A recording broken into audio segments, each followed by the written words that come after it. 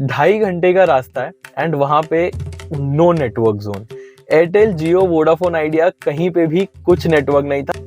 हर road trip पे एक छोटा सा एडवेंचर होना तो बनता है। अब हमारे साथ ये एडवेंचर हुआ हमारे रोड ट्रिप के फर्स्ट डे पे, जब हम वेसावी पोर्ट से निकले दापोली जाने के लिए। Today we are going on a trip to one of the best coastal roads in India, Maharashtra coast line.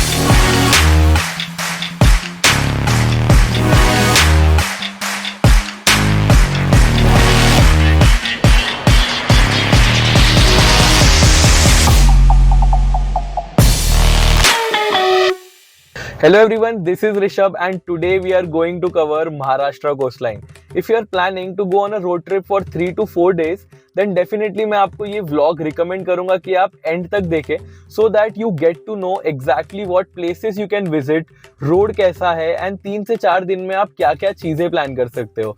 Stay tuned till the end to know more about Maharashtra coastline. Today is day 1 of covering Maharashtra coastline by car. तो हमने हमारा journey start किया है वाशी से and हमारा first destination है Alibag which is approximate 81 kilometres from Vashi. तो अगर आप प्रॉपर मुंबई साइड से ट्रैवल कर रहे हैं तो 110 किलोमीटर्स के आसपास होगा। और मैं ट्रैवल कर रहा हूँ आज मेरे भाई के साथ। अब ये मेरा फर्स्ट व्लॉग है तो मुझे पता नहीं आगे क्या बोलते हैं। बिठा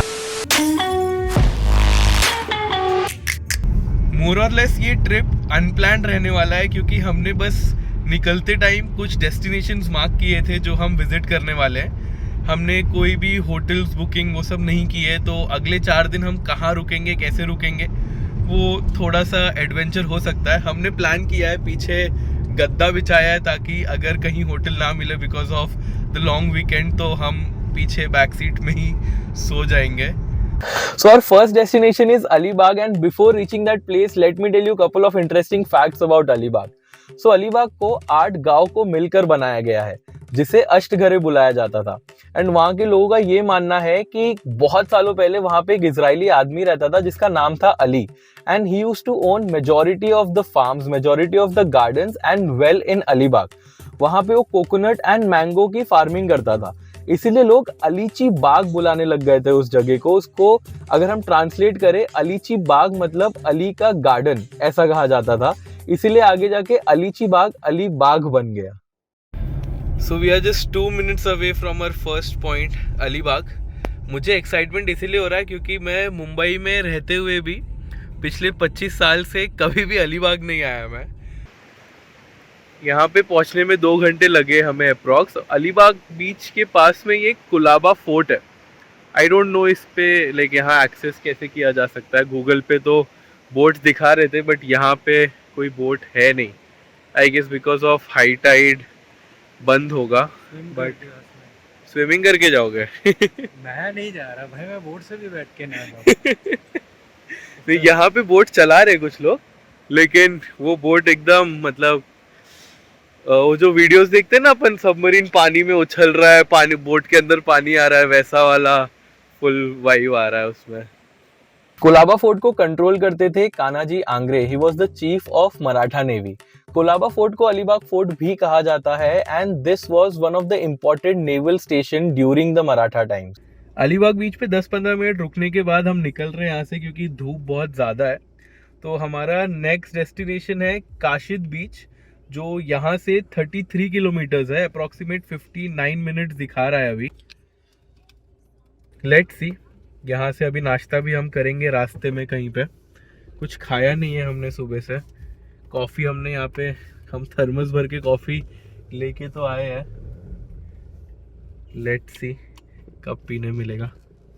अभी 8:36 हो रहा है और हम अलीबाग बीच से निकल चुके हैं और हम जा रहे हैं काशिद बीच।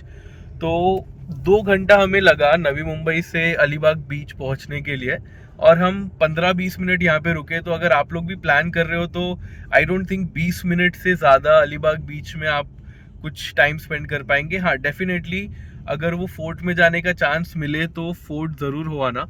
हमें वहाँ पे बोट का एक्सेस या कुछ दिखाई नहीं दिया, तो इसीलिए हमारे लिए 20 मिनट बहुत सफिशिएंट था। अब हम काशिद बीच के टूवर्ड्स जा रहे हैं। अलीबाग बीच से हमें निकले हो गए अप्रॉक्स 45 मिनट्स एंड हम तब से कुछ खाने के लिए ढूंढ रहे हैं। हम सुबह 6 बजे से निकले, तब से हमने कुछ खाया नहीं है। हम 45 मिनट से खाने के लिए ढूंढ रहे हैं और यहाँ पे एक भी ढाबा, एक भी दुकान, कुछ भी खुला नहीं है। मतलब हमें सारे शॉप्स ऐसे दिखाई तो दे रहे हैं बट कुछ ओपन नहीं है। शायद आज 15 अगस्त है, इसके लिए सारे शॉप क्लोज है और टाइम भी लगभग अभी 9:20 हो चुका है। सो देखते हैं, भूख तो लग रहा है बहुत। ब्रेड बटर रखा है हमने। रोहन भाई ब्रेड बटर खाओगे? नहीं खाओगे? ठीक है, फिर भूखे रहो। The journey is exploring places between the destination. And ये चीज़ मैं इसीलिए मानता हूँ because this was the first point हमारे जर्नी पे जहाँ पे हमें ड्यूरिंग द ट्रिप एक बहुत ही सुंदर सा जगह दिखा।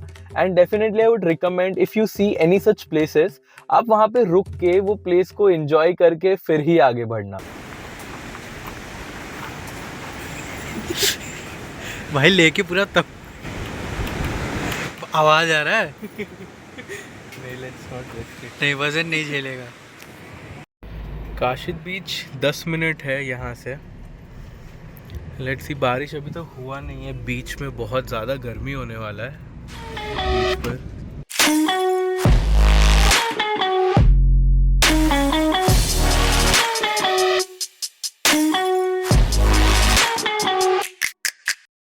We have reached our second location, which is Kashid Beach, and being very honest, I'll recommend this beach. Alibag बीच से आने के बाद ये बीच बहुत ज़्यादा सुंदर लग रहा है because this beach is comparatively cleaner and लोग भी बहुत कम हैं।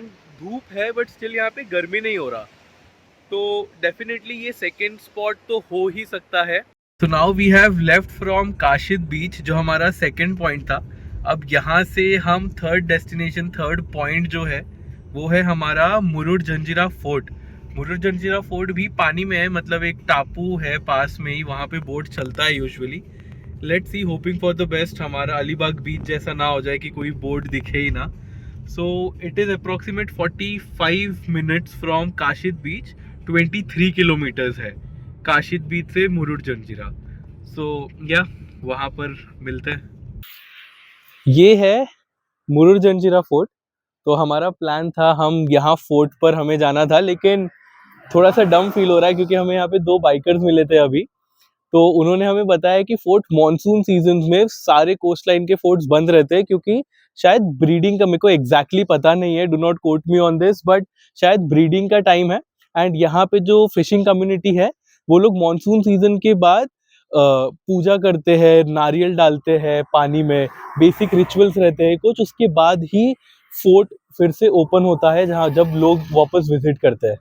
तो मोर और लेस इसके पहले भी इसीलिए हमें अलीबाग में भी फोर्ट में जाने मिला नहीं था। मुरुड जंजीरा फोर्ट को Raja Rao Patil the chief of Kolis ने बनवाया था। इस फोर्ट की एक बहुत ही इंटरेस्टिंग हिस्ट्री ये है कि इस फोर्ट को कभी भी बाहर के लोगों ने कॉन्कर नहीं किया है एंड ये फोर्ट अप्रोक्सीमेट 22 एकर्स में स्प्रेड है। चलो यार, मजा आएगा। तो फाइनली हमें चांस तो मिल गया, फोर्ट के अंदर तो नहीं बट दरवाजे तक जाने मिल रहा है। ये हमारा बोट है। और उन भाई मजा आ रहा है। सब बाल उड़ रहा है आपका।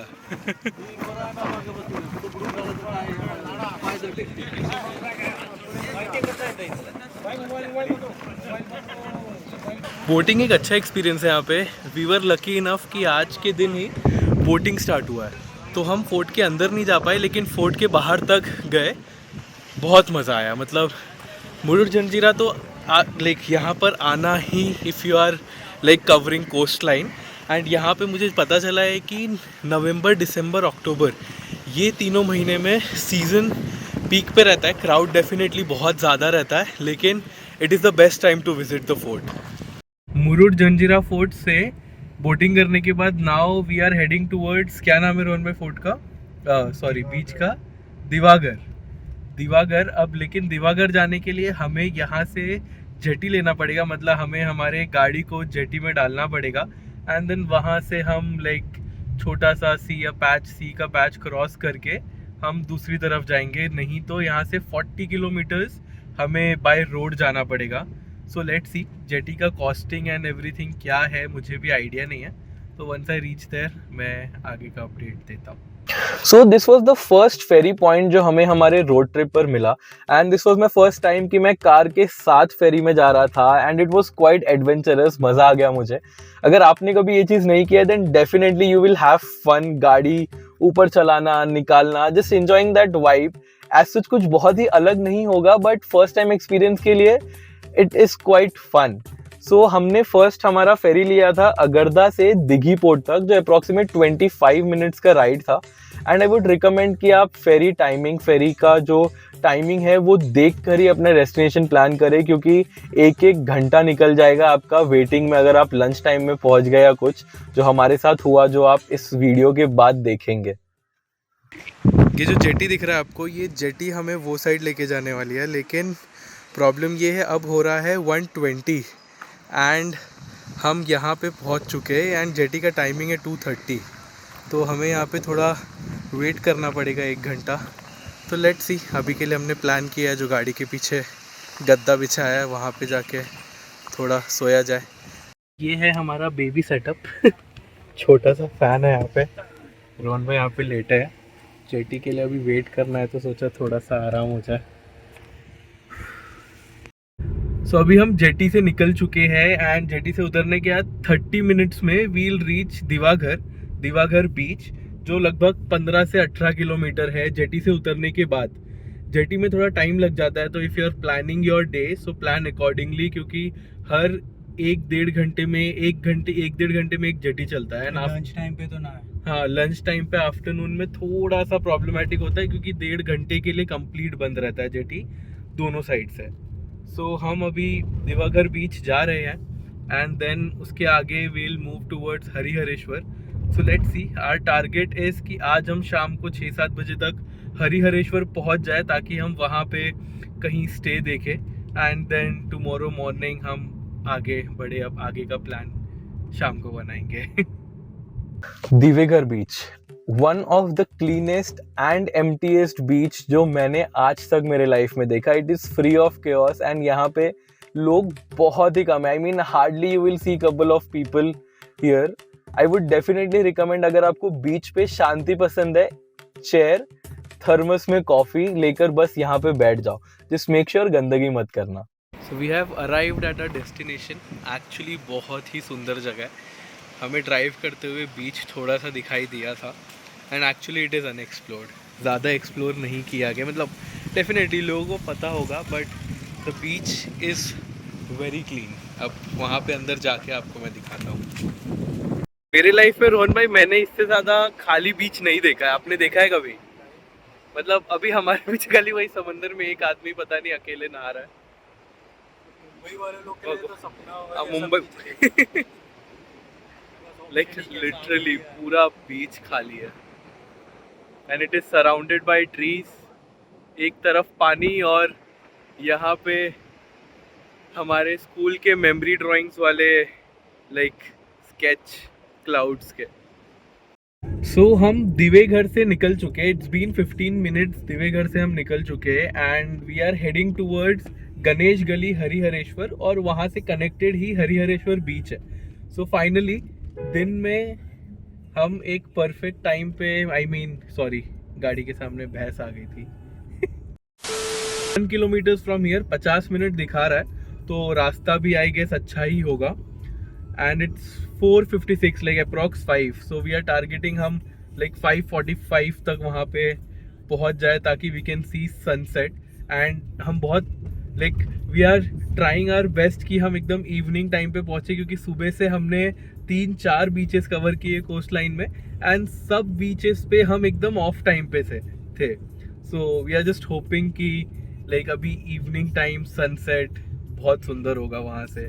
सो वहाँ पर मिलते हैं। एक और इन्फॉर्मेशन देना चाहता हूँ मैं कि जब अगर आप कोस्टल रूट फॉलो करेंगे, मतलब जो मैंने इस सीरीज़ में अभी तक जितने भी पॉइंट्स बताए हैं टू रीच आवर डेस्टिनेशन, सो आप लोग ये एक्सपेक्ट मत करना कि आपको प्रॉपर हाईवेज मिलेंगे जहाँ पे आप गाड़ी 70, 80, 100 में चला सकते हैं, बिकॉज आपको ज़्यादातर छोटे छोटे गांव और टाउन से ही होके गुजरना है। Like roads are like hardly 2 lane roads है, वो भी बोथ साइड, मतलब आना जाना वो एक ही रोड से हो रहा है। सो फाइनली हम हरिहरेश्वर बीच पहुंच चुके हैं एंड बहुत ही ज़्यादा सुंदर एज एक्सपेक्टेड। लोग हैं यहाँ पे, वो साइड जहाँ पे गणेश मंदिर है वहाँ पे लोग हैं, बट बीच का ये corner is comparatively empty. And now we are walking towards Ganesh Gali, जहाँ से मेन व्यू दिखता है जिसके लिए लोग जाते हैं। सो let's C. Whenever we talk about Ganesh गली, हमारे दिमाग में एक ही सवाल आता है कि उस पैसेज को गणेश गली क्यों बुलाया जाता है।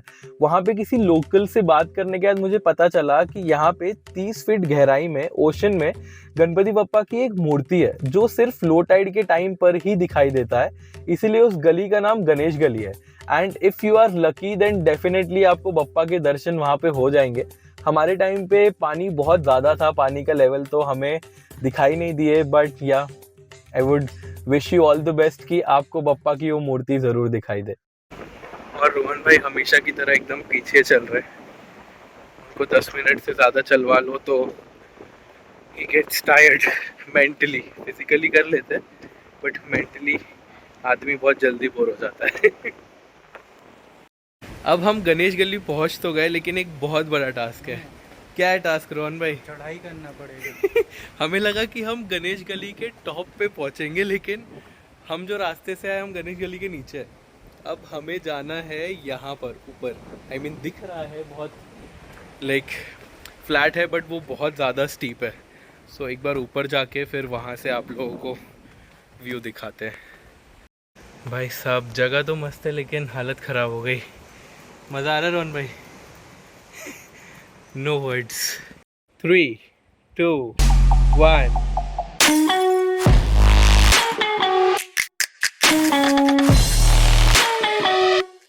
इट्स बीन ऑलमोस्ट 12 आवर्स हम घर से निकले हैं and like I am pretty tired now, क्योंकि मैं अकेले ड्राइव कर रहा हूँ एंड हमारे पैसेंजर प्रिंस यहाँ पे बैठ के रील स्क्रॉल कर रहे हैं।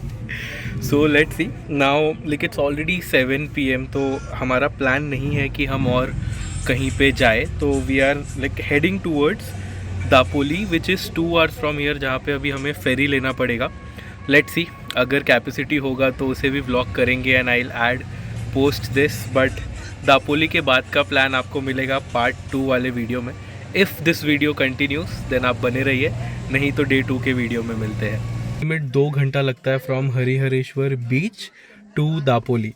सो देखते अब फेरी से उतरने के बाद हमें रोड से कितना टाइम लगेगा।